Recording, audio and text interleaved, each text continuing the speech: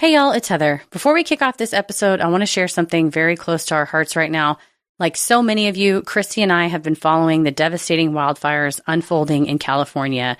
The human toll, the loss of homes, wildlife, landscapes is all staggering, and our hearts go out to everyone affected.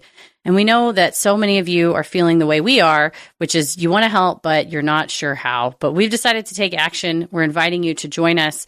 Starting today, 100% of all profits from our merch sales at Sinisterhood.com/shop will go directly to wildfire relief efforts. This means every shirt, sticker, tote, whatever you buy will support critical services, providing shelter, food, and support for those who've lost everything. The donations will go to recovery and relief efforts. We'll also be matching them like we did for Hurricane Helene. Thanks to you, we were able to donate over $6,000 to the North Carolina Community Foundation Disaster Relief Fund. With your help, we hope to do the same for folks in California. You can also pitch in directly. We'll share a list of ways to help in the episode description. We know it's easy to feel helpless in the face of such destruction, but we believe in the power of community, compassion, and taking even small steps toward making a difference. Together, we can help bring relief and a little bit of hope to those who need it most right now. Thank you so much for listening, for caring, and for being part of this community. We'll continue to share updates and more ways to help as we find them. And as always, we're so grateful to have you here with us. And with that, here's the show.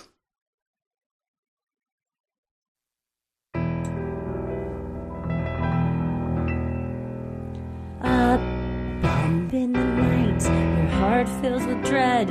Probably a murderer who wants you dead. It could be a ghost, a demon, or worse. Perhaps you're the victim of a witch's curse. It's hopeless, you're doomed. You'd call a priest if you could. You'd rather just listen to who? Sinisterhood.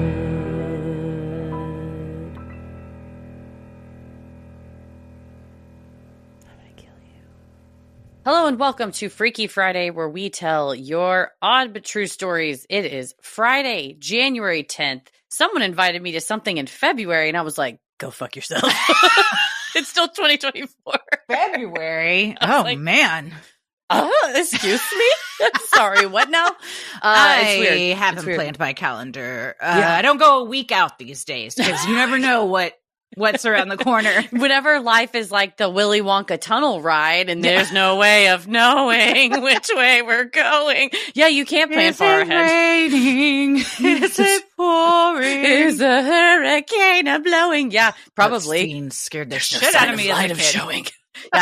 I'm like one of those things where they go, what could you recite if you were like win $10,000? No mistakes. I could do that one. You could. Yeah. It. I think you could. That and the Bill O'Reilly. We're doing it live. I think you've got that one down too. Yeah. That's, when people are like, so you went to law school, your brain must be filled with miraculous things. Yeah. That. Fuck it. We'll do it live.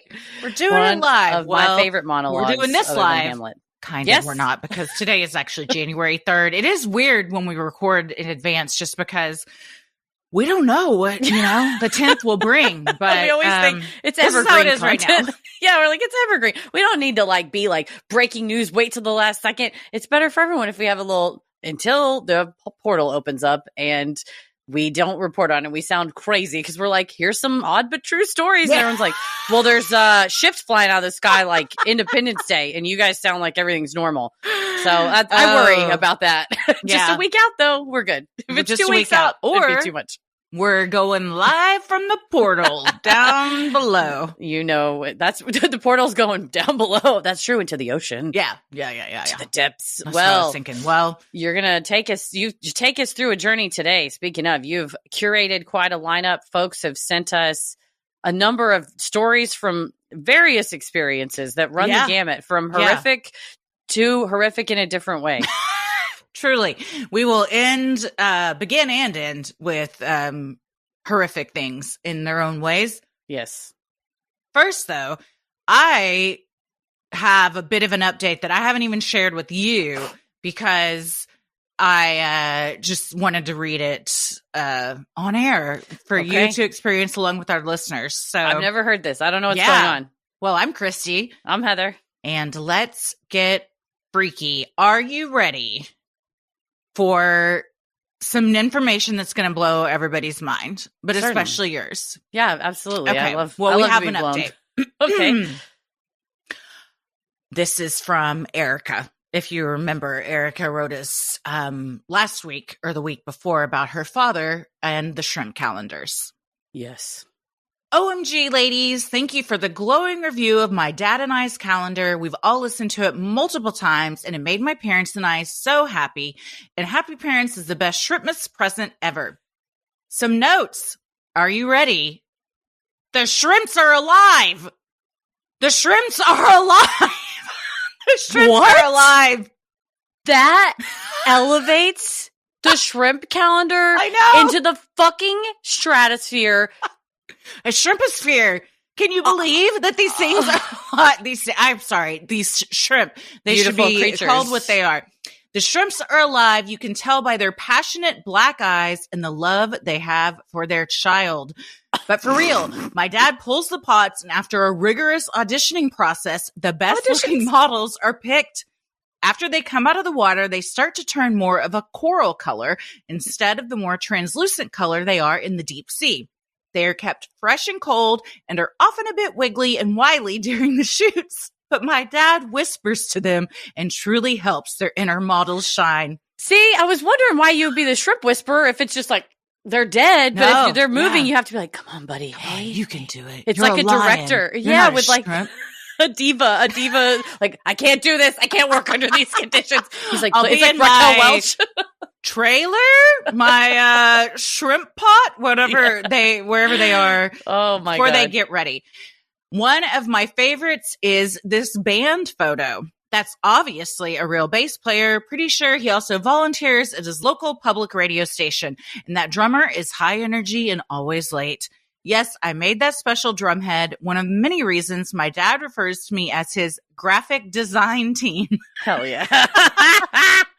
Post-shoot, the scrimps do complete their sustainable life cycles, if you will. So Yes, I yes. think we all know what that means. But They move on. they go out in glory, and they're, they live on eternally in these calendars. And someone out there, if the shrimp, are going to be used for food, which I love a scampi much as the rest person, yeah. much as a person's going to take them through the airport security. I love a shrimp scampi. So you're telling me somebody who her father is their shrimp supplier could be eating celebrity shrimp. Yeah. Chooses not Wow. to because I'm sending you some pictures that are some of Erica's favorites of the shrimps.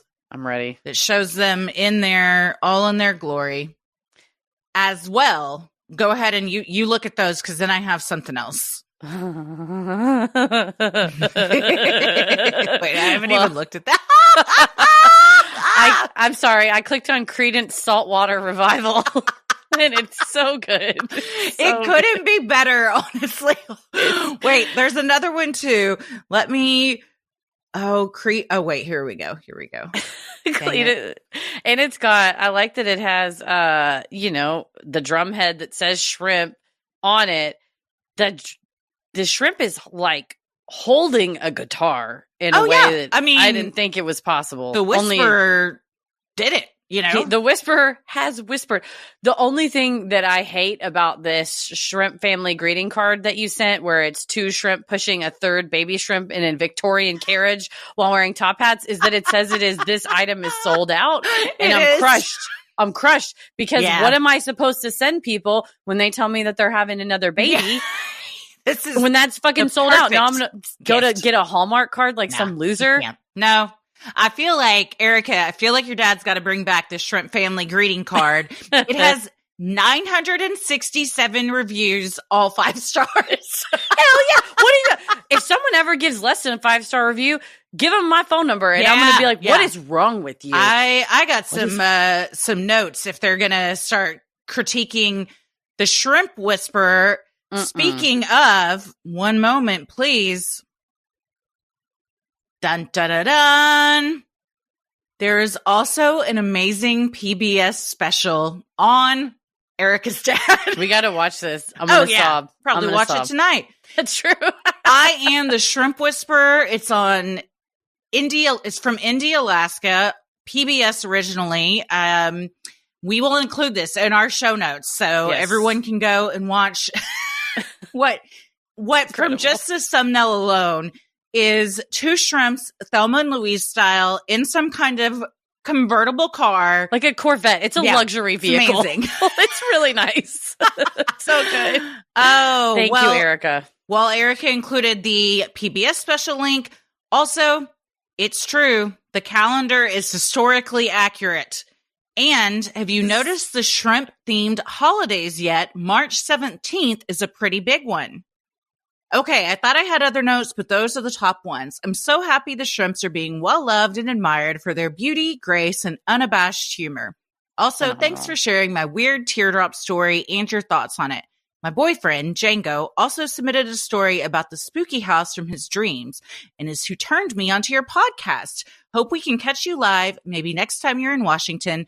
Merry Shrimpmas and a shrimpy New Year, Erica. A shrimpy New Year.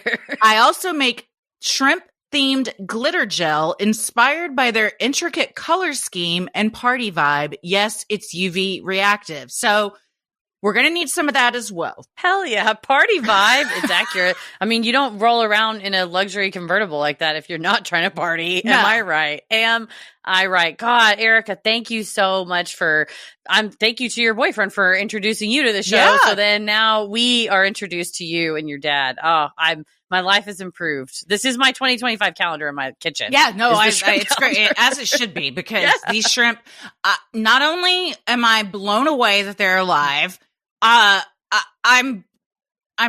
he really earned the name Shrimp Whisperer to get these shrimp. Imagine these aren't small ones. These are, 4 to 6 inches, depending. They're big enough to be tall enough to push a small miniature Victorian baby carriage. So pretty tall. Yeah. And he's able to just, may we all have a photo shoot before we go to that great shrimp pot in the sky that memorializes us forever. Exactly. To be captured in our beauty and also treated so well as a shrimp whisperer. Well, thank you. God, what a thing we've all been introduced to. My goodness. Yes, and please let us know when the Shrimp Family greeting card is back in stock. Yes. Because I will be sending that.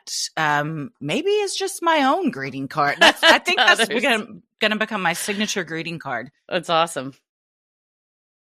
Well, that was a fun one to get us started, but we're going to make a hard left. It really is. Right into this first story. And content warning. It is gorier than most of the ones we cover, as you'll figure out from the subject line. There is also brief mention of a school shooting as well as discussion of suicide. So just a heads up, this one is a bit grisly. It is from Camille, and the subject line is, "The Time I Shadowed a Crime Scene Investigator." Hi, Christy and Heather. Fellow, or rather former, Dallasite here, born and raised. My name is Camille, she, her, and I've been meaning to share this story for ages. First, a little context. I started listening to podcasts during my daily commute from Dallas to Arlington for graduate school. Naturally, the algorithm eventually pointed me to your podcast, presumably since I was in DFW and already hooked on creepy true crime and paranormal podcasts. I instantly fell for your storytelling, your dark humor, the way you build a narrative, incorporate your law experiences, and of course, your fantastic voice impressions. Now for my story. Flashback to 2013. I was a sophomore in college, studying criminal justice and sociology, and dreaming big about becoming a criminal profiler, detective, or CSI. Let's just say I might have watched one too many episodes of Dexter and Criminal Minds back then. What I didn't fully grasp at the time was that what truly fascinated me about those professions, and what I deeply related to, was their foundation in studying human behavior, analytics, and critical thinking. More on that at the end. That summer, a police department in a purposely undisclosed Arkansas city opened up an internship opportunity to work alongside their crime scene investigator. For an aspiring detective, and perhaps a morbidly curious young lady, it felt like a dream come true. I jumped at the chance, and looking back, I still hold a lot of fondness for the experience. Well, mostly. That summer internship was an eye-opener. I went to the shooting range with officers and learned to handle a Glock 22. I think guns aren't my thing. My aim was awful and my scrawny arms were sore for days after holding it up all afternoon. I also participated in a police simulation of an active school shooting, trying to identify the threat without fake shooting any innocents. I got hands-on experience swabbing a stolen vehicle for DNA, bagging evidence, and collecting fingerprints, all supervised, of course. But the crime scene photos were unforgettable. Burglaries, accidental deaths, like a woman who tragically cut her carotid artery moving a mirror. Suicides, autoerotic deaths were oddly common, and murders. One gruesome case involved a woman found wrapped in fabric, duct tape, and cooking oil by her horrified roommate. It was the victim's boyfriend, not surprisingly. That summer was a haunting crash course in crime scene work, and one story has stuck with me ever since. On my second day as an intern, the CSI I was shadowing got a call for an 1144, code for a dead body. Witnesses on site reported it was likely a suicide, which was the only reason I was allowed to tag along.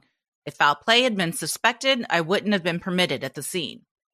We rushed to the parking lot of a 12-story apartment building in the massive CSI van, fully equipped with gear and crime scene investigation in big letters on the side.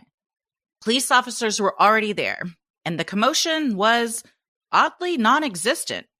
A man had jumped from the 12th floor breezeway, screaming as he fell, hitting the bed of a parked truck before landing face down on the pavement.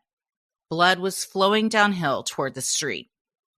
After getting clearance to help, I searched his pockets for ID and found not only his wallet, but also a 3-page handwritten suicide note. The note started coherently, but grew chaotic, mentioning struggles with money, drug addiction, and, shockingly, being in love with his sister's boyfriend. We learned his mother owned the law firm directly across the street, and though he didn't live in the building, he had chosen this location, perhaps to send a painful message. Had there been an argument? I'll never know. The grim work continued as I helped collect a few pieces of skull and brain debris. During the 12-story fall, his body was surprisingly intact. Not sure what I was expecting. More pieces? More blood? Though his head bore a massive dent, like a smashed pumpkin, from the truck bed, and every bone was most likely broken, as his arm looked like jello when one of the officers picked it up. One officer's cold remark about the man's name, E. Longer, no longer living, stuck with me. A stark reminder of how the job can make you desensitized. That day was one of the most memorable of the summer, and by the end of my internship, I understood why detectives often seem so desensitized. The off-color joke on the scene wasn't in good taste, but it was a glimpse into the emotional armor required to face such grim realities. My CSI mentor, however, was the exception. Professional, passionate, and genuinely dedicated to the difficult work of serving others by way of documenting and analyzing crime scenes. Fast forward 10 years, and my career path has shifted entirely. That summer showed me I wasn't cut out for a life surrounded by death. Now, I'm a landscape architect, using those foundations and studying human behavior, analytics, and critical thinking to design outdoor spaces and plant trees for people to enjoy, alive and well. I've happily traded the darkness for greener pastures, literally, and have no regrets. My interest in true crime still lives on through watching shows like Dateline, 2020, and your podcast. Mad respect to the officers, detectives, coroners, and CSIs who do this essential but heavy work. I've been a huge fan and loyal listener since 2018, tuning in every week. Thank you for taking the time to read my story, whether it makes it onto the show or not. I truly appreciate your incredible storytelling and the effort you put into producing such an amazing podcast. Sincerely, Camille. Well, Camille, I love that you found a career that lets you be around life but still lets you kind of analyze, study, how are people going to move? Why do they do the things that they do? But that's a good idea to do an internship early on because you'd rather decide the first summer than, 6 years in. That's what I was going to say. Good for you for realizing this isn't for me. And, to be a witness to such memorable, horrific images, so sad and tragic, that that sticks with you. And maybe you take a hard left into being outside and planting pretty trees and flowers. I get that. And still using all your interests that you liked. But, you know, I echo the sentiments of kudos to anyone that does this work, because it does take a very special individual. And I understand why you might have to develop a grim and dark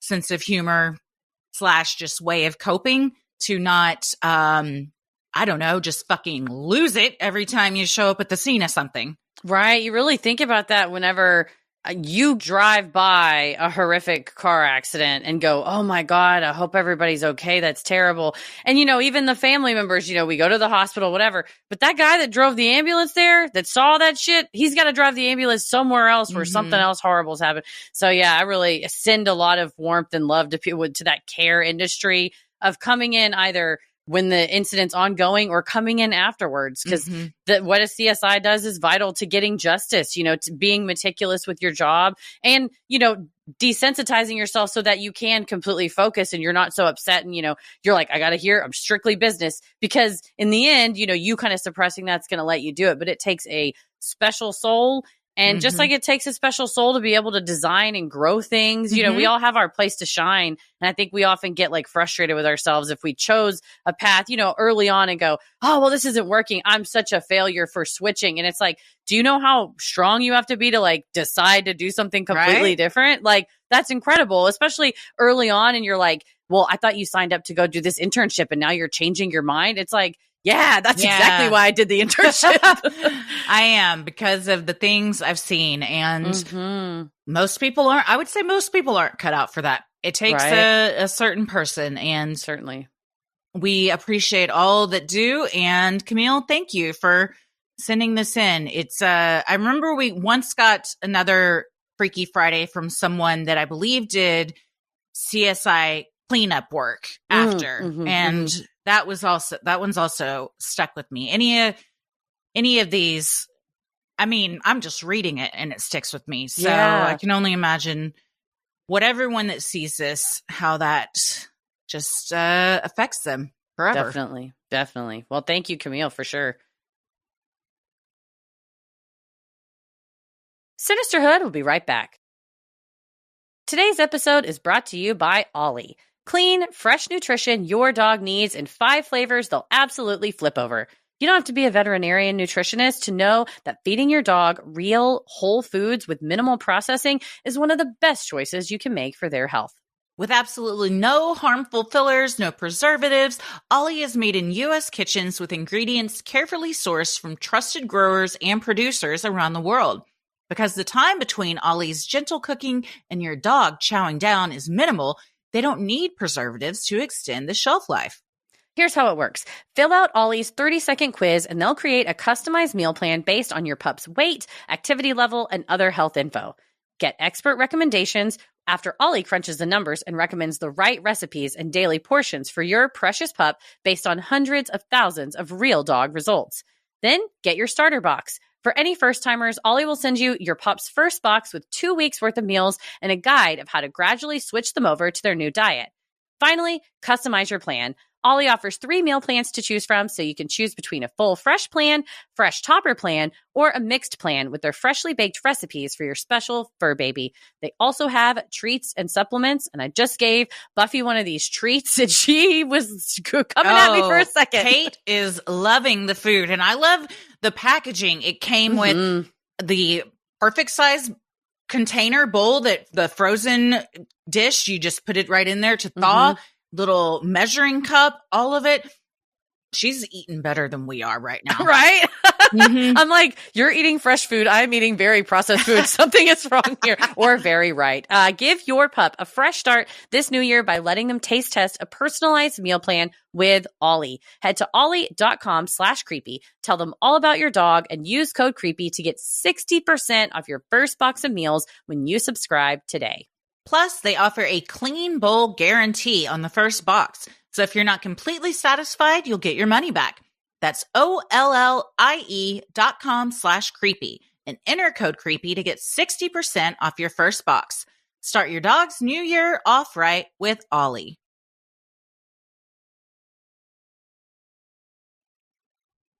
Well, this next one's from Becca, and it's called Thank God for Confrontational Friends.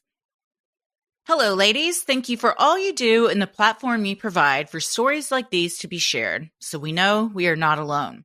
You're such a great combination of funny and empathetic that makes it so rewarding to listen. Anyway, let's get into it.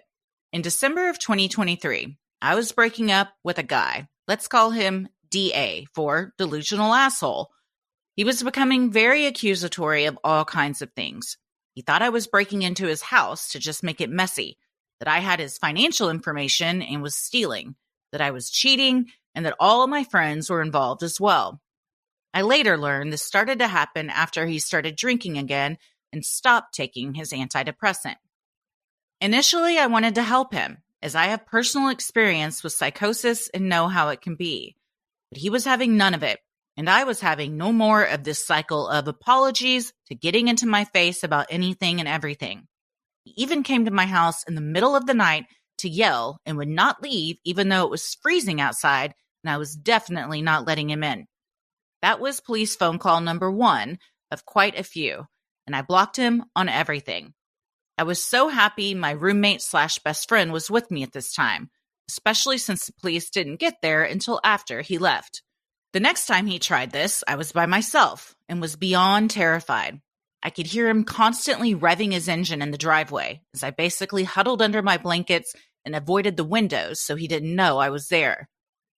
This behavior came to an end when he came by in the beginning of February on my birthday. I was still asleep, but my roommate was not, and she was livid. I didn't care what he wanted, no matter what it was, and she had lost patience with him a long time ago, and I think would have protected me by getting his ass out of there, even if I was in a forgiving peace of mind. Now, a couple of things had changed in our house since the first time he came by uninvited. 1, we kept the screen door locked as another barrier to the world, and 2, we now kept a can of bear spray in the coat closet.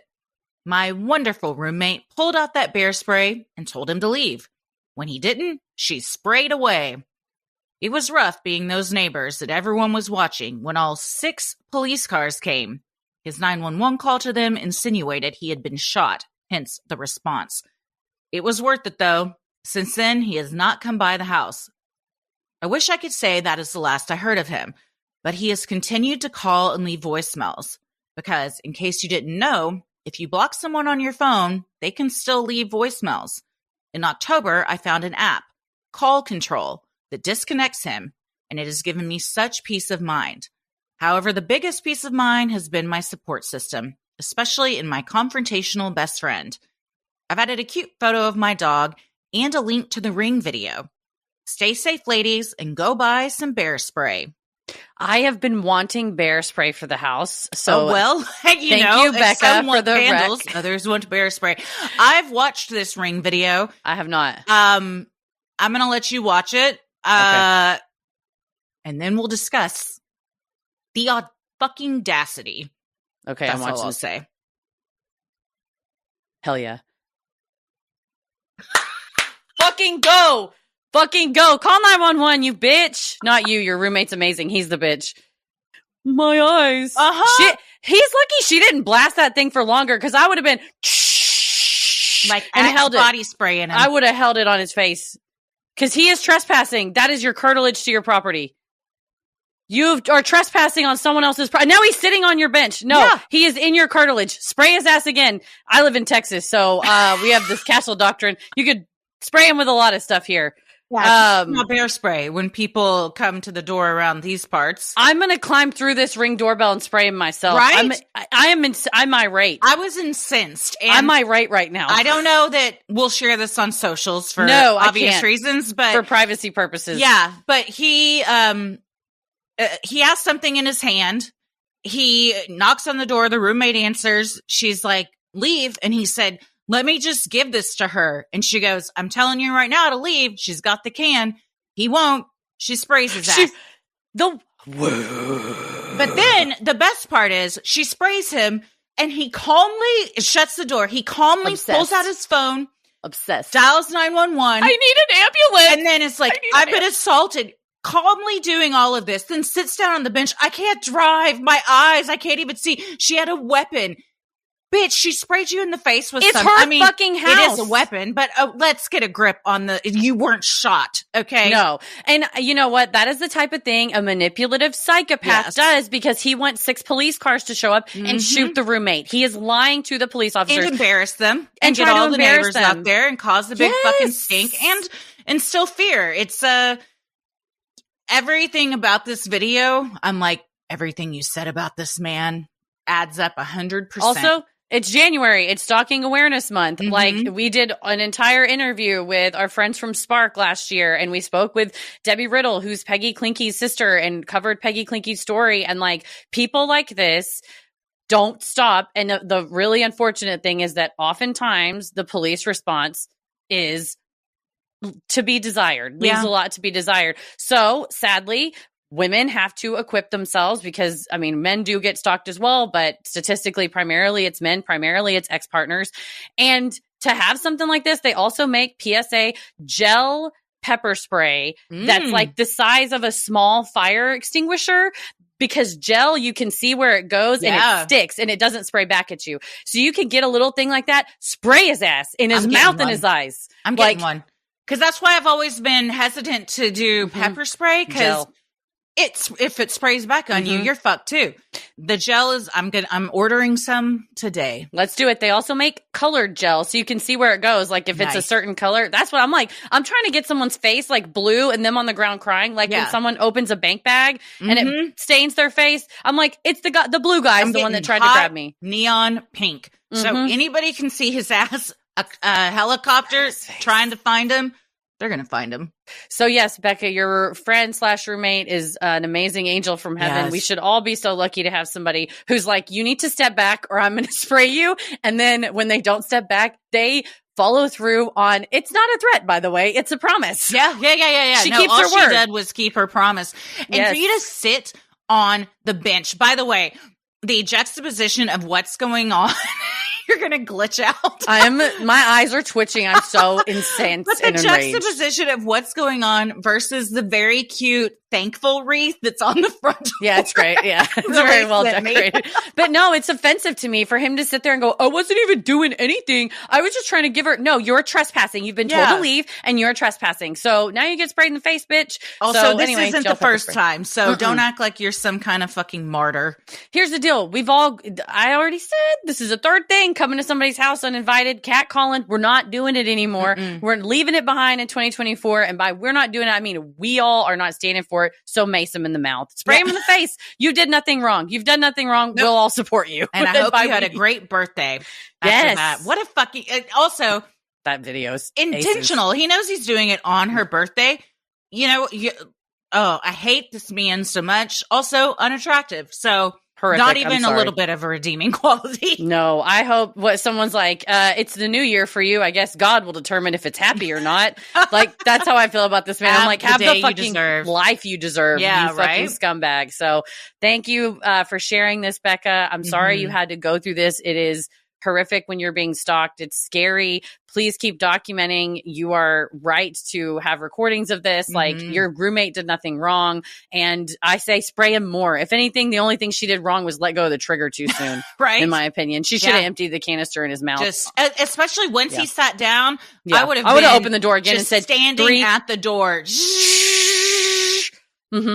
Yeah, 3, 2, 1. It's fine to give somebody a fair warning, but in fact, I would argue you don't have a duty to retreat, because that man is he's trying to enter your home and your dwelling. Fuck him. Yeah, fuck him. Fuck him. Spray him in the face. Fuck him so hard. Also works great too if you don't have bear spray around. And thank you so much for the cute doggo pic. Yes, such a sweet. baby. I can't tell quite what the bandana says, but if it's Queen, rightfully named, because. Yeah. Perfect little sweet face. Sweet baby. Well, thank you so much for sending that in, Becca, and give your roommate a high five from us. Well, this next one's from your daughter. Hello, darling. I don't know if you saw her over the new year, but she's got some news. I missed all this, but thank you for writing it in, dear. Well, your daughter didn't give a subject line, but you have named it on behalf of her. UAP through the family grapevine. Hello and Happy New Year. I have some quick intel regarding the drone sightings in New Jersey that I found interesting.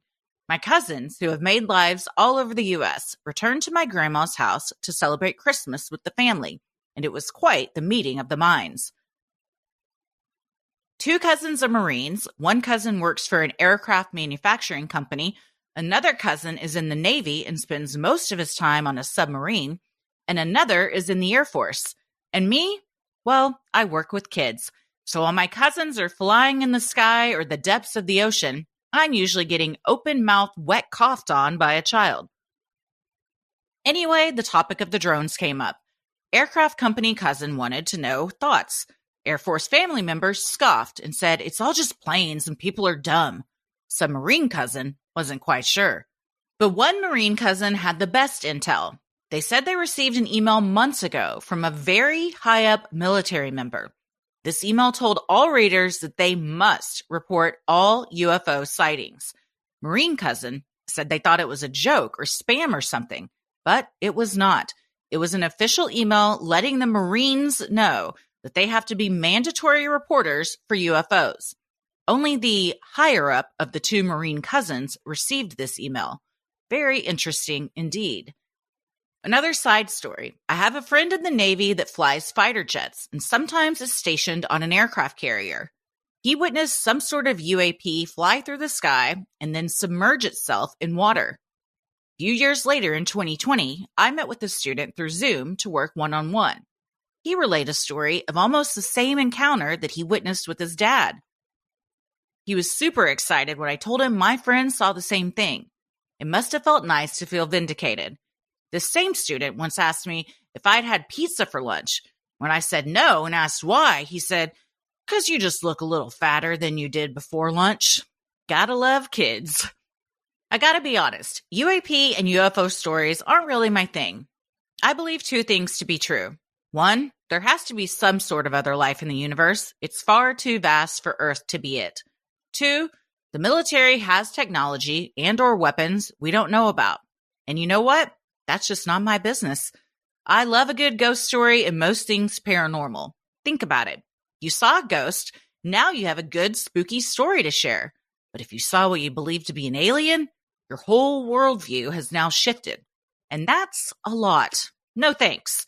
And yet this info keeps falling into my lap. I'm so happy to be able to share it with you both. I hope 2025 brings so many great things.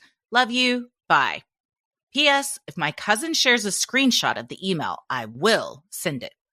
Oh, that's the next level. If we got like leaked info from the military, I would feel so chosen. We're already on a list, but we'll be on a different list. Do you think the other cousin was like, "You got an email and I didn't"? He's like, "Okay, all right. Well, guess I didn't make the tier for that email." Jade. I see where I literally rank. Okay. Interesting. I'm going to have to go talk to my commanding officer. I love this, that Anonymous is just trying to have Christmas. And it's like, did you want an ontological crisis on your plate as well? And it's like, what are you guys talking about? From you want to all hear branches of the military, we've all teamed up, and you're like, I got sneezed on by a kid with COVID today. Yeah, exactly. It's like, we're all the Avengers. You kind of wonder, like, what's going on, guys? But you know what? I think, much like the Avengers, you always have to have somebody that's got their feet on the ground, that's not tapped into it, to be your outside skeptical observer and or, just realistic observer. So, Anonymous, while you may jokingly downplay your role, first of all, you're helping shape the next generation who's going to be flying these planes and piloting these submarines. So in a way, you're doing all of that as well. Absolutely. Thing that struck me as interesting too was the discussion of if you saw a ghost, now you have a spooky story to share. But if you saw an alien, your whole worldview has shifted. That could also be said for a ghost, though. I think it's whatever you're more comfortable with. Anything that isn't us, if presented with, we're like, what the hell is this now? I like it to be like, if you see a ghost, it's normal. The ghost of Abraham Lincoln comes in and is like, change your ways or the world will end. And you're like, what a spooky experience. And it's like, well, you kind of have to grapple with like, is that really Abraham Lincoln? Does the soul extend past the body? But Anonymous is like, no, it's like a ghost. They're like, oh, but if you see an alien, Now it's time to start asking some questions. Oh, shit. I love it. Well, it certainly is time to start asking some questions. I have a lot. And people are asking them. We're just not getting the answers that we want. No, but I think we will. It's coming. They're going to tear a hole in the sky. Anonymous, your cousins are the answer here. we need some leaked information from the military. Honestly, Anonymous is going to learn first. We're going to get it via email and be like, oh, God, we don't have time to act. But thank you. I appreciate when you got inside info, you decided to share it with us so we could share it with everybody. Thank you so much. Sinisterhood will be right back. January is all about fresh starts, and it's a great time to swap out the skincare products weighing your skin down in favor of a regimen scientifically proven to transform your skin at the cellular level, something today's sponsor, OneSkin, knows all about. Their products are powered by OS01, a proprietary peptide the four founders, who are all skin longevity scientists, developed after testing 900 other peptides. And it's scientifically proven to switch off the aging, dysfunctional cells that cause lines, wrinkles, and thinning skin. Not only that, OneSkin's products are packed with nourishing ingredients like Andiroba oil, Brew Bronco, and moringa seed extract to naturally boost collagen, reduce inflammation, and protect skin from environmental stressors while being free of unnecessary irritants like sulfates and fragrance. I was rubbing this on my face. I went for a run. I got out of the shower, doing my skincare, and I love how it absorbs. I have the OS1 eye topical supplement. It just like absorbs into the area around your eye. It's like a drink. OS1 face topical supplement as well. Like, same. I'm very picky about the type of things I'll put on my face, the texture and the consistency. Love it. Goes on. It's like velvety, feels good. It feels so hydrated. It was great. I felt so smooth and juicy. Yeah. Plumped up. OneSkin was founded in 2016 by an all-woman team of scientists with PhDs in skin regeneration, stem cell biology, immunology, and bioinformatics, who believe the purpose of skincare is not just to improve how you look, but to optimize your skin's biology at the cellular level, so it's more resilient to the aging process. Yeah, OneSkin is redefining the aging process with their proprietary OS1 peptide, the first ingredient proven to help skin look, feel, and behave like its younger self. Get 15% off with code CREEPY at oneskin.co. That's 15% off oneskin.co with code CREEPY. After you purchase, they'll ask where you heard about them. Please support our show and tell them we sent you. Invest in the health and longevity of your skin with OneSkin. Your future self will thank you. Well, this next email is from Auguste, and the subject line is The Station, the Train, and the Long Tunnel Beyond. Hello. My name is Auguste. Yes, my email address says otherwise, but Auguste is what my beloved great-grandma called me since she couldn't pronounce my birth name, so that's what I started to go by in her honor when she passed away. I'm French, and I've been listening to your podcast for years now. You two have led me to places and topics I would never have explored by myself. You also taught me to be kinder to myself and to others, especially when it comes to true crime and not remembering victims for the worst thing that happened to them. I initially came to true crime through the classic mediocre white men giggling at grisly details pipeline, so your content gave me a bit of a whiplash at first, but I needed the wake-up call. You've been in my ears for so long and make my daily commute and chores so much livelier. So thankful for gals like you and so many others in the true crime podcasting world who approach cases through a lens of factuality and compassion. And also, please come back to Real Housewives of D&D. You got me into it, and now I need more of you too. Moving on from the praises, let's get into it. Content warning for loss of a loved one, sickness, grief, and domestic violence. I'm just now pausing the episode 322, Near-Death Experiences, less than a few minutes in, because I feel compelled to share my story with you. Ever since I was little, I've had a very particular dream every time a close family member passes away. It's important at the start to note that we are not a religious family. I can actually trace my ancestry back to some semi-famous witchcraft accusations / accused, and I wholeheartedly wear that heritage as a badge of honor. So yeah, on principle, not big on religion as a power structure. So we don't have a specific spiritual framework, and more importantly, no imagery ingrained into us from childhood. So here's how the dream went the very first time. I'm around 6 or 7 years old at this point. I'm standing on the train platform at the station of a subway line that runs right below my street. It's an approximately 300-foot platform with big curved walls tiled in all white. The platform is empty, except for a single man a long way away from me down the platform that I'm standing at. The train comes into the station, and we both board it. It's all white and blue and familiar in there. As I sit down, the doors don't close. The train doesn't move, and the man comes and sits across from me. It is my grandfather on my mother's side. He's a man in his 50s or so, with medium long brown hair, a cheeky, crooked smile, and a faint scent of cigarillos about him.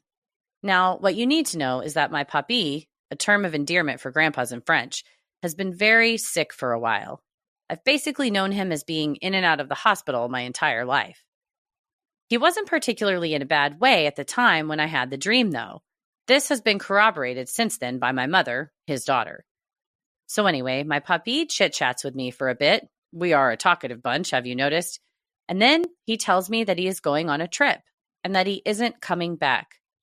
He tells me he is sorry he won't be able to take me and my brother to the puppet show in the park on Sundays anymore, and also asks me not to be a stranger to his wife. My grandpa remarried when my grandma died very young, and his second wife and my papi's children always were, let's say, at odds. He then tells me that I need to get off the train now and that I can't come along yet, but that we would see each other once again in a while. And so I get off the train, the doors close, and off it goes into the tunnel. When I woke up, my mom told us that our grandpa had passed away in his sleep in the early hours of the morning. I didn't cry, which didn't go unnoticed. I was usually a very emotional child. I 100% internalized it at face value as a normal experience, as if everyone sent a goodbye dream sequence to their family as they depart from this life. And so I didn't tell anyone about the dream, not for another almost 20 years. Fast forward to my mid-20s. The dream has come and gone a few times since my grandpa's passing. And so, one morning, I'm on vacation with my college friends, and my mother texts me to tell me my great-uncle passed away the night before. I'm still half asleep, not on every circuit yet, and so I reflexively text back, I know. That night, I had the dream again. Same platform, one person stands away from me, we board some doors apart, then we meet inside for a short chat. But since that one initial version, now my grandpa is there every time to meet the new passenger. Sometimes other people who've already passed are there too. And on some rare occasions, the wagon is downright crowded to greet the new person and take them along the tunnel. Back to my mother. She texts back, thought so. And now I am fully awake and very confused. What do you mean, thought so? Don't drop cryptic bullshit on me before I've had my morning coffee. How's that for a mug slogan? Now fast forward a few weeks. I'm having dinner with my extended family, mostly my mom's side. The conversation drifts to be about our family's, let's say, quirks. Lots of paranormal experiences, premonitions, deja vus, nagging feelings, etc. However, lots of people in your audience can probably relate. Hi, Sinister fam. And so that night, I blurt out my recurring experience about the train and my grandpa that's been coming and going for 20 years now. Dead silence. I think to myself, oh boy, you goofed up. My uncle breaks the silence with a flowery string of expletives that I dare not try to translate. And then they start sharing their own experiences of the ghostly kind. Turns out, most people on my mother's side are somewhat tuned to certain frequencies, so to speak. My uncles share a few stories, and then my mom, and then they drop this bomb. My grandma, the aforementioned passed away young one, and the first wife of my psychopomp grandpa, was apparently very sensitive to spirits /souls /people passing away from this life, be it in dreams or messages from beyond while awake. Unexplained knowledge of things or events, etc., which my grandpa regularly tried to beat out of her, literally. Now that's something I did not need to suddenly learn about him, but it's an important detail for my closing argument below. While being fairly ecumenical and open-minded, My family had tacitly kept this information from my generation of children for so long. They did not want us to think that our grandpa was a bad person, arguable in light of that new intel, but that's beside the point, or that our grandma, their mom, and by extensions themselves, was a loon. So here's what I think about all this. 1, I always was and always will be at peace with my strange subway train dream. 2, yes, I grew up to be more than a little witchy, but that's basically officially in my genes. Even more openly so now that I know my family is chill with it. Again, they had their own trauma about how my grandpa went about that stuff when mentioned. 3, I 100% truly, genuinely think my grandpa has assumed the role of ferryman of sorts to make amends for the horrible treatment of my grandma when they were both alive. I'm not big on sin and punishment and eternal fire, so that's not quite in the sense that I'm saying this. I think he's specifically making amends to us, his family, for basically cutting us off from that part of our shared heritage when he took it upon himself to silence his wife, and I can only assume his children, about all things spirit-related. And with that in mind, I also strive to know more about my forebears. I studied our history, our lost customs. I found a lot of folk healer ancestors, and a lot of people in my family are in the medical field today. See a pattern? And I'm keeping an eye on the younger generation for when/if they show signs of being sensitive themselves. I have another story about my younger cousin that's more on the horror movie level of paranormal experiences. Think ghost of a pale girl in a frilly dress, a medium with some scary revelations, and objects flying across the room. I'm part of that story, so I can attest to a good chunk of it with my own 2 peepers. If that's something you would be into, your word is my command. I just need to get their permission before writing it down. And if you ever come to Paris, please shoot me a message. I can give you a children-appropriate, if needed, tour of the Père Lachaise Cemetery you won't forget. Much love to you and your loved ones, and if my story makes it on the pod, look, Ma, we're famous.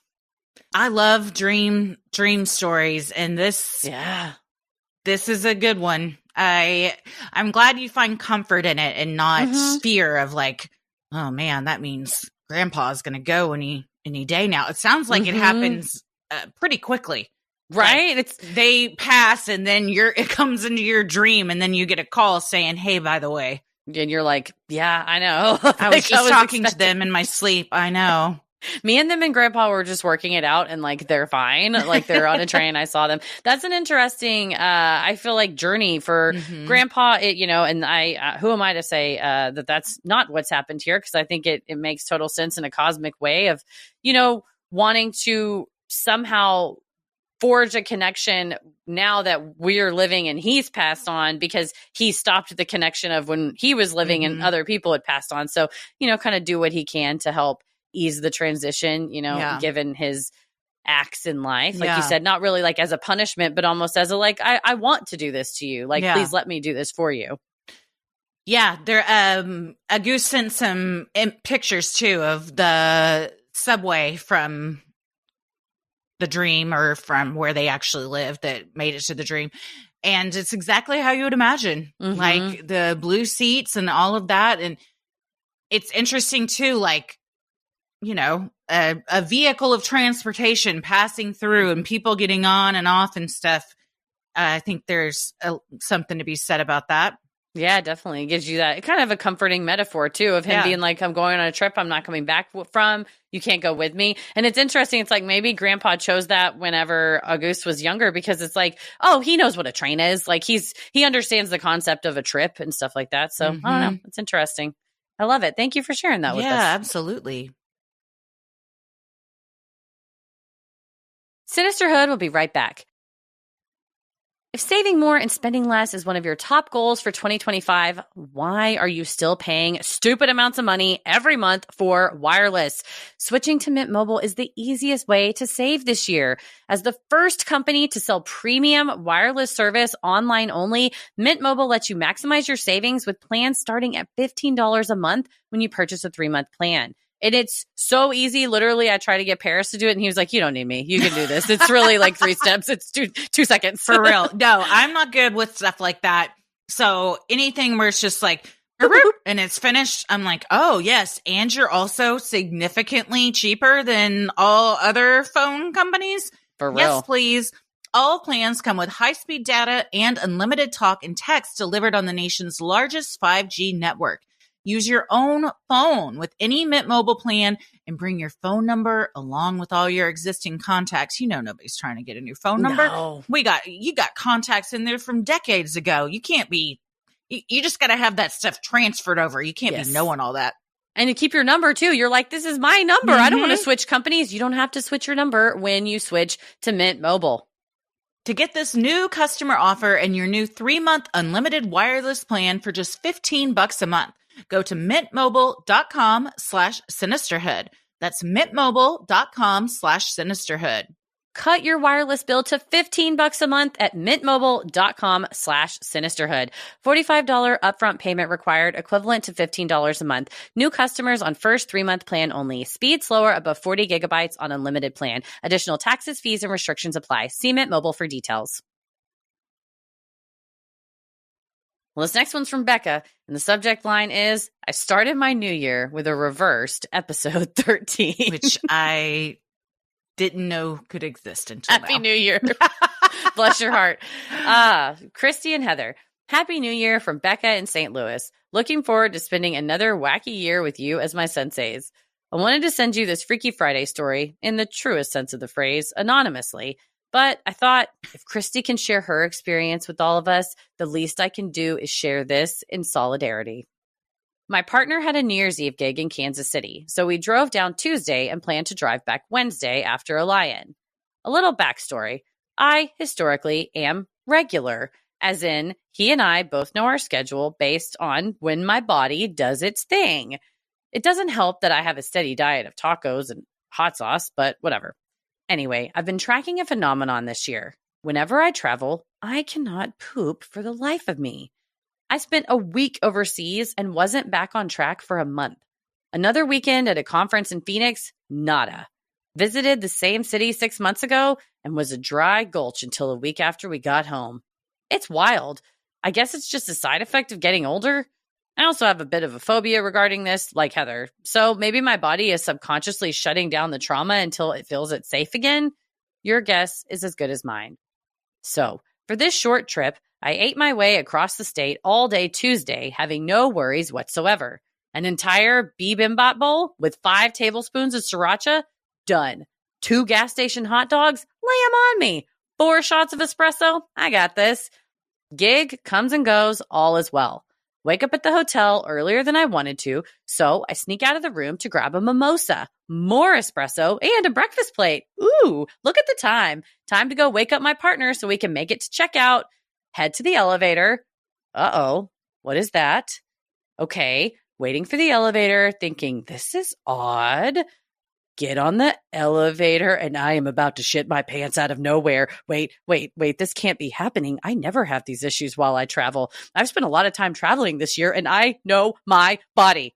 Get to our floor, whipping out my key card. Try not to be rude to the house cleaning staff as I bound between them, my legs held together like chopsticks. Y'all, my key card doesn't work. I'm saying, fuck, under my breath as I pound on the door, and my partner doesn't answer. I have to call him 3 times before he finally answers, groggily, and I shout whisper into the phone that my key doesn't work and I can feel myself about to shit my pants. He shuffles to the door, which seems like an hour, and then he asks me if he can pee first. I'm sorry, sir, what? I scream no at him, and here comes my nemesis. This hotel is new. We were super impressed by the amenities, the decor, and overall newness of everything. Our only negative observation was the extremely ungainly barn door put on the bathroom that has a 2-inch gap between it and the door. The night we checked in, my partner asked me to please turn up my TikTok volume so he didn't have performance anxiety. There was no time to issue such a warning this morning, so I barely lugged that damn door shut before all hell broke loose. I am still shook as I realize how close I came to utter disaster. We took only what we needed on this trip because what could go wrong so close to home? I, just to be precautious and trying not to think too hard about it, put on last night's leggings and stuffed the offending ones deep and as far into my carry-on as I could. With my dignity partially restored, We set out, but my partner, missing breakfast, was hungry. So he happened to pull off at an exit just to find something to eat. And what did he find? Missouri's first ever In-N-Out location. I'm sure I paled as we pulled in. The parking lot still had construction dust in it. My partner was so excited to eat, I followed him in and ordered a single and fries, ate 2 bites, and fretted the entire 4 hours home that I'd have another incident. I passed it off to him that I'd already eaten and that I wasn't hungry and save it for later. We get home, unpack the necessary, and I forget all about the single I had left in the car. Cue this morning. Easing into our grueling schedule, I leave around 9:30 to run errands, and as soon as I get into the car, I lock eyes with the insidious burger. Dun dun! As I'm packing up my stuff to go inside the local grocery store chain, not unlike in Albertsons, I take a deep breath and pick up the burger, still in its wax paper, and ceremoniously toss it into the trash can at the store's entrance. And my final thought was, there, but for the grace of In-N-Out, go I. Thanks for always being so open and transparent with your listeners. I know that, as far as I'm concerned, this is largely why I started listening and why I have stayed. Whether it's funny or heartrending, you represent each of us in your honesty, and I speak for the whole community that we love you for it. And hopefully, this is the end of my story with In-N-Out. Happy birthday, Christy. Love, Becca. I'm dying.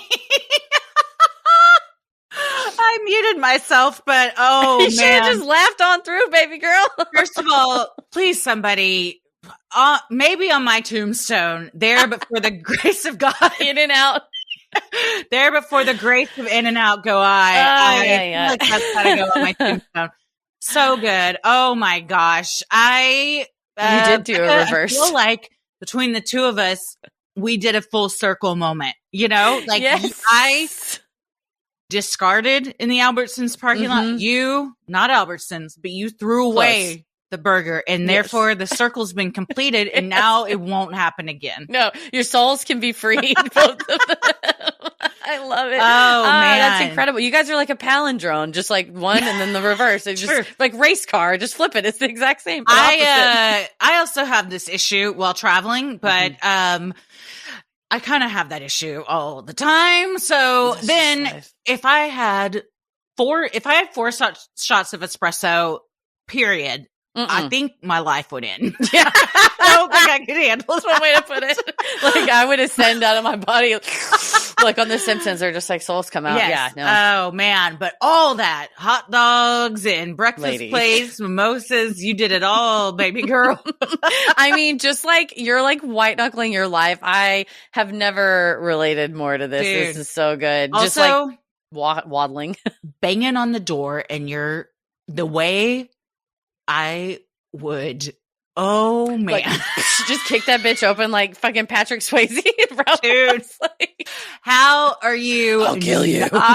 Get to the door. And I know exactly the barn door bathroom you're talking about. Yes, we probably stayed have there. talked about them many a times on tour, because what the fuck? It's not even a door. This is capitalism. They're like, hey guys, it's a new sleek hotel that we're saving money on by not installing real doors and making the room super tiny. And so we have to have sliding doors because a regular door with the bathroom that can close where you can shit your brains out in privacy and not ruin the magic between you and your spouse costs too much money. We couldn't put as many rooms in and charge you the same amount for a smaller room. Do you know how many times Tommy goes to the lobby on tour? Like you have to. He'll just be with like a door going like that? downstairs. They're so flimsy, though. The first time I stayed in a place like that at least I remember it personally affecting me, was when Paris and I, back when I worked at the law firm, we had our like Christmas party at the Star in Frisco, the Cowboys facility, and you could like get a room at the Aloft nearby. And there were barn doors. And I had only been dating this guy a couple months. And now we're in this hotel room. And I'm on the toilet. And I can see through a crack this hot guy that I finally got to date me, just like on the bed on his phone. And I'm like, could you put on headphones? Or I was like, I think I'm going to go to the lobby downstairs and just see if they have Diet Coke. I'm just going to go get some fresh air. You got to take a walk. Yeah, you can't. Had to lie. No, that's too early into a relationship to let that go. We need to do a petition and be like, hotels, if you don't have a closing bathroom door, this is not allowed to be called a hotel. This is like a short stay. Like, call it something else, but we all deserve a closing bathroom door. No. And capitalism is taking I think that it should be disclosed when you book the room. FYI, this doesn't have a door on the bathroom. It's just a barn door that really doesn't give you any privacy. And also, every time you close it, you're going to think you broke it because it's like it fucking came off its wheels. Every time. And it never really shuts, and then it bounces back open. All of this has to be disclosed. There's about a 2-inch crack, so the fecal particles will be drifting into where you sleep. Yeah, you can pass something through to. I could hand my phone through to. This should be illegal. Somebody should call somebody. Yeah, this 2025 is the year. Your Honor, I would like to change. I have a grievance. I have already decided this is globally. Right to jail. Immediately, and you got to shut your hotel down until you get doors in all of them. Figure it out. I don't know. If you can't open a door, figure out a way to do one that closes and latches better than the barn door. A pocket door, perhaps. Yeah, a pocket door. Still not great. Better than a barn door. But it would seal shut and not have... You have a lock. There's not even a lock on a barn door. No, I'm unsafe. No. Because even if you latched it, just pop it up off the tracks. Yeah. It's ridiculous. These are the real issues. You're like, what are you doing in there? I know you got this locked, but I got a bird's eye view. You're just looking straight this in. This is me on my toilet with my phone in my hand like, what? Get out of here. Leave me. Oh, man. Ugh, horrible. Well, thank you, Becca. We'll start a change.org about these barn doors and we're really going to tackle the real issues in 2025. That's what we're here. We're here to do. Well, thank you, Becca, for sharing that. We appreciate you. So it's much. Good to hear from you.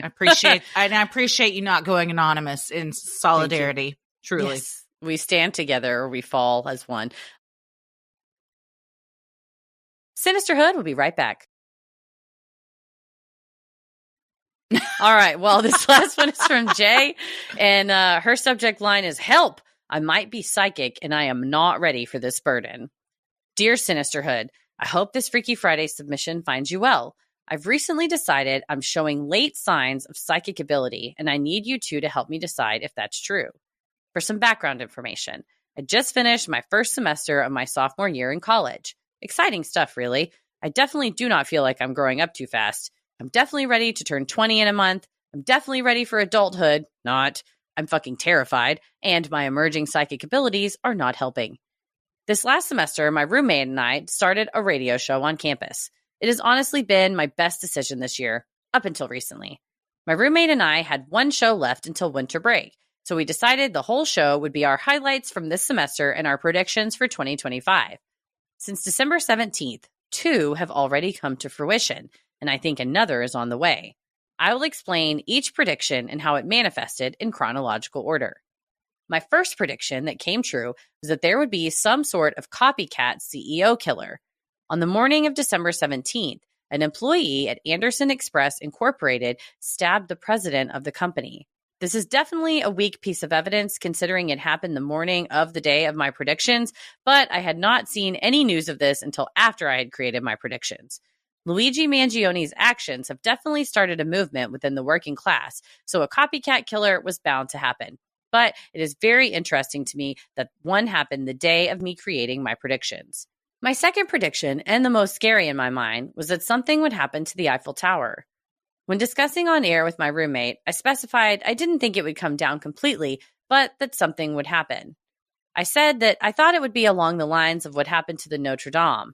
Well, guess fucking what? The Eiffel Tower caught on fire today, December 24th, 2024. Well, the Eiffel Tower did not actually catch on fire. I'm sorry, but I had to clickbait. What actually happened was a short circuit of a power rail on an elevator, which set off the Eiffel Tower fire alarms. While this isn't the specifics of what I predicted, considering what I wrote in my notes was that the Eiffel Tower was going to come down, it is something. My final prediction, and the one I think is going to happen soon, is that some government document is going to be declassified and it will confirm some conspiracy theory. This, paired with my prediction that the New Jersey drones are Amazon or Elon Musk's skivvies tie in perfectly to your last couple episodes. I can't remember if it was the UFO episode or the most recent Freaky Friday, but at the end, you referenced a reputable source who thinks some major stuff is going to come out in January 2025. While all of these are definitely just coincidental, I'd like to believe it is late-stage psychic ability showing.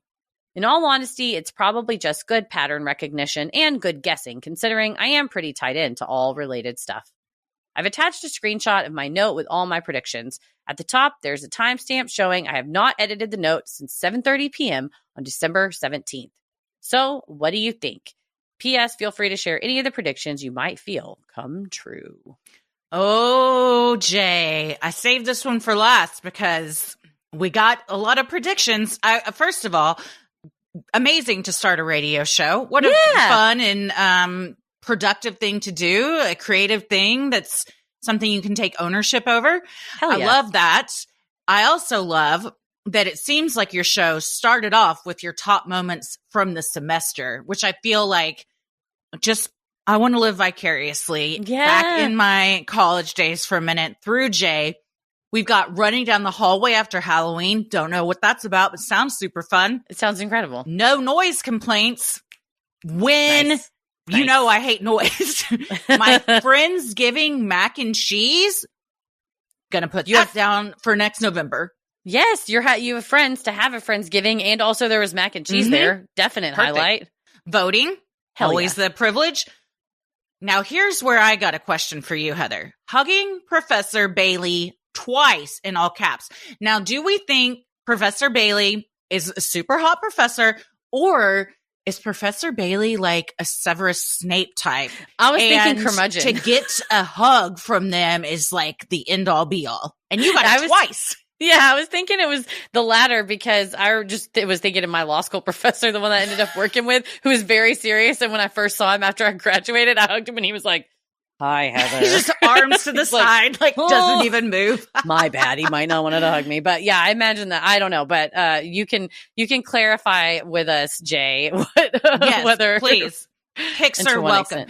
The Rizzo meter of Nicole, hell yeah, Fortnite lover.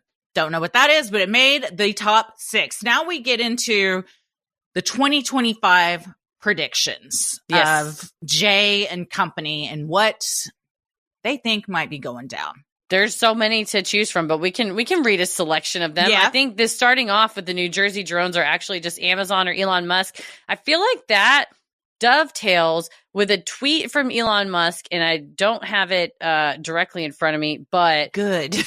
He's if something you did, I'd be like, why do you have Elon Musk's Twitter up? The screenshot. No, he said something like, you all aren't ready for what you're about to learn or something. He said something that sort of people were like, well, he's horrific, so this could be like really bad news. Yeah, sounds threatening. Others that are more in like the UAP, non-human entity disclosure, like, oh, this means that like Trump's going to like disclose it and whatever. I also have just heard that Elon Musk is like, or his brother are donating these drones for whatever reason, because his brother owns like a drone company. Yeah. There might be some connection. Family of villains, basically. Yeah, they're all villains, whatever. Well, I'm glad that the New York City ball drop did not go horribly wrong. That was, we made it out alive with that one. We got Frank Ocean album drop. I would love that. Let's get that on the books. Make it happen. Some sort of conspiracy theory is going to be confirmed. What theory do you think? That's a great one. Whether Trump has repeatedly said he would release the JFK files. Will they let him? I don't know. Or I don't think he's allowed to have that knowledge. He's like, I've decided. Like, sir, we actually don't even show other presidents that. We keep it in a secret vault for the DOD. So maybe something like that, or just more of the reversed technology from wherever it's from, non-human, foreign, interdimensional. Maybe some more confirmation, because I think the legislators are very angry that they haven't been told like how this money is being spent. And now that Immaculate Constellation's coming out going like, you're spending money on something. These people are saying you're spending it on alien bodies and ships. What is it? And then it's going to be like, it's alien bodies. It's alien bodies and ships. It's alien bodies and ships. Can we keep having the money though? And they're like, yeah, sure. Sounds like you need it. You're doing stuff with it. Oh, well, I like, we get very niche with A celebrity is going to have a very public asthma attack at the Met Gala. You heard it here first. This is niche. Could it happen? Sure. Also, I just want to say, Amanda Bynes is going to make her recovery. Literally before we started recording today, and I had not read this full list, I was watching Amanda Bynes on TikTok, and she has her art show just opened, and it was footage of her like greeting patrons at her art show. And she's like, someone just bought that one? Thank you so much for buying my art. And they were like, I can't wait to hang it. It's going to be great. And she's like, okay, where are you from? And like, she sounds great. She's creating art. She has like an art show. So I want her voice sounds like an old, like the playful, happy child like that we were used to hearing. So hopefully she is making we're all rooting for her. Certainly. Absolutely.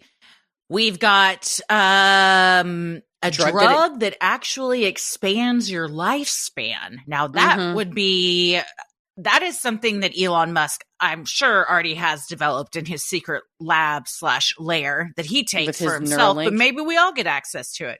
Yeah, there's some kind of secret go-go juice or something I bet we're going to find. Or like, we've been taking this that's normally a treatment for this illness, and we've used it to like extend your life or whatever.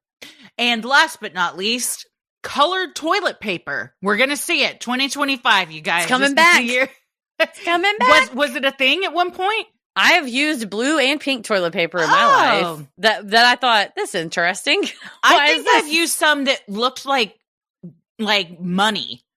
Okay. That's, like joke. Yeah, like $100 bills, like that. But I don't remember any colored ones. But if toilet paper starts getting fun, I'm on board. Am I dreaming that? Message in. Because I really feel like I have a very clear memory as a child of having, not like we had it at our house. We had like Angel Soft always at our house because it was like $1.99 or whatever. But Angel Soft, is that the one with the bears? No, that's Charmin. No, that's Charmin. Angel Soft's good too, though. Yeah, no, it was a family favorite, certainly. But I feel like going to someone's like grandma's house and they would have like it matched their bathroom. But maybe I'm making that up. Oh, I really now that you think, like a pink. light pink, like a pastel pink. Yeah, because did your grandma also have on the back of the toilet the crocheted toilet paper cover?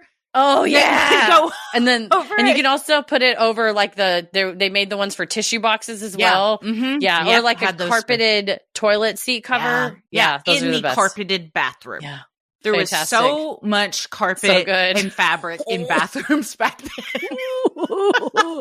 Makes you want to as my grandmother would say. But I would be interested in seeing why it was a different color, because I've been thinking, like, do I want to change to like bamboo or like sustainable? Yeah. Got a targeted ad from Alicia Silverstone, and I love her so much. And I was great. Like, maybe I do need to switch to like a more sustainable toilet paper. So maybe the pink or the blue one's going to come through for me. The problem is the pink or the blue. The problem is, and please, if you have a sustainable TP that you love, let us know. Most of them, it just kind of falls apart. It's not, it's not great. We'll see. I got to test it out. I have it in my, I went to the cart, but I haven't like followed through yet. So maybe that'll be one of my 2020 changes. Because I go through a lot of it, and I got to stop tearing down entire rainforest sections with my ass. For real. Yeah, it's horrible. Somehow, I asked for a bidet for my birthday. Nice. My day. Happy birthday to you. Happy birthday to you. I want that Toto. I dream of that toilet that you and I shared. I go, ask Heather. There was one in Montreal. It was great. The Toto. I think about it all the time. Oh, God. I think I have photos and videos of it. God, it was so good. Y'all, the rest of the world is living better than we are. We're in the Stone Age here, just rubbing paper on our asses. For a lot of reasons, but a lot of reasons not to. But Montreal's got the lockdown on bidets. Fantastic, man. What a list. Well, thank you so very much, Jay, for sharing your predictions with us. These are wild, and I look forward to seeing something in the news. Oh, wait. One last one. It's probably the one that you were going to say. Wait, which one were you going to say? JD Vance is going to roll his ankle, and it will be a GIF. I love it. That's literally what caught my eye. And I was like, no, hang on a minute. Wait a second. Yeah. So the moment all of us see JD Vance roll his ankle and eat shit like an idiot, and it turns into like, or we add something funny to it. You're going to be like, Jay is psychic. On a serious note, Jay, if you're interested in exploring your psychic side, check out the Institute for Noetical Sciences. It was created by Edgar Mitchell, the Apollo astronaut. He has a book. He has several books, but one of them is like Psychic Exploration. So, and also the Division of Perceptual Sciences at the University of Virginia, they have a page where it's all of the like scientific research and books that have been done and kind of these studies of like testing, and check the telepathy tapes, like testing predictive people, testing remote viewing, like real scientists, including our government and major educational institutions, have been studying stuff like this. So you don't have to just wander around in the dark alone. For sure. Yeah, check them out. The person that we referenced that we had major stuff coming out in January of 2025. Could you be speaking of Bashar? Is that what we were talking about? I think you were talking about Greer. What's his name? Oh, yeah. The former CIA operative, I believe. Something like that. Yeah. I can't remember his title entirely, but yes. Yeah. I just saw a long podcast episode, and I don't remember the name of it, but it was posted on the UFO subreddit, and there's a lot of like discussion on like what they're saying in it. But it was like 6 or 8 like physicists, scientists discussing the type of technology that Lou Elizondo referred to. They're not necessarily saying, oh, this is alien technology. They're just discussing like stuff that's beyond any capabilities that, you know, most of us have heard, just kind of cutting edge science. And it's just interesting how well it dovetails with some of the claims that have been made. So I don't know, maybe we'll see some declassified shit soon. Yeah. Well, if we're going to take bets on what will 100% happen, I'm going JD Vance rolls his ankle and becomes a GIF. With fingers crossed. You know what? If we all think, okay, consciousness means we're all one. That means if we all get in our minds, focus quietly, imagine JD Vance rolling his ankle. Imagine what it looks like. Imagine the grass that he's walking on. He doesn't see the divot. He rolls his ankle. He's not grievously injured, but his pride is ruined forever. He's getting off. Does he ride Air Force One? Does the VP ride Air Force One? I think they get Air Force Two. He's getting off Air Force Two. His tie and shit is just blowing everywhere. No one can get off a helicopter and not look insane. And then, he's walking across the lawn and he's like, burp, burp. After he says something, I want it to be he says something shitty in a microphone to a reporter and then turns around like he's about to just like sass walk off. And then I want to see him eat shit. Again, not grievously injured, but I feel like a rolled ankle and that turns into a GIF is a win for all of us. That's not a big deal. I mean, you might be laid up for a couple days, but you're fine. He tweeted a picture of himself with his face superimposed on the woman serving the turkey at the Norman Rockwell dinner while Donald Trump was the daddy. So he's got a sense of humor. He's got something. That's one way to put it. Well, don't we all? Well, thank everybody for being here. Yes. Thank you all so much for sending in your Freaky Friday stories. If you have an odd but true story, maybe you've encountered Bigfoot, you've seen a UFO, you had a brush with true crime, or you felt the presence of an otherworldly being, send them in at sinisterhood.com/Freaky Friday.